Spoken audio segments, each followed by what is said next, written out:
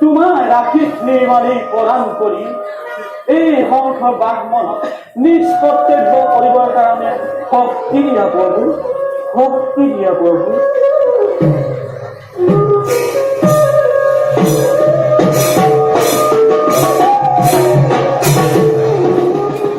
বনাম দিব্যবর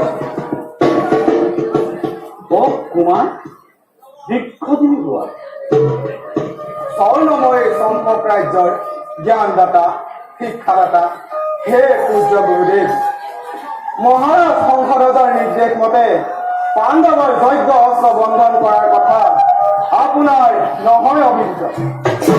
পিতৃ আজ্ঞা নিৰ্ধাৰ্য কৰি অৰ্জুনক বন্দী কৰি আনিবৰ বাবে কৰিছো প্ৰতিজ্ঞা। হে গুৰুদেৱ, আশীৰ্বাদ কৰক, পাৰো যেন পৰাজয় কৰিব সেই পাণ্ডু নন্দন।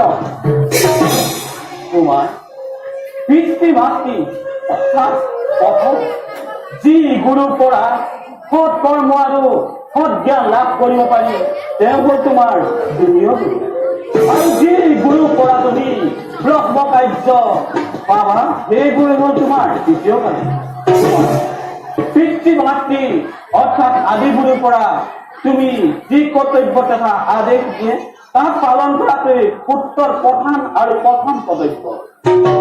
যোৱা কুমাৰ, আশীৰ্বাদ কৰিছো মই তোমাৰ যুদ্ধত জয়। প্ৰণাম গুৰুদেৱ যুদ্ধৰ বাবে হৈ প্ৰস্তুত যোৱা কুমাৰ।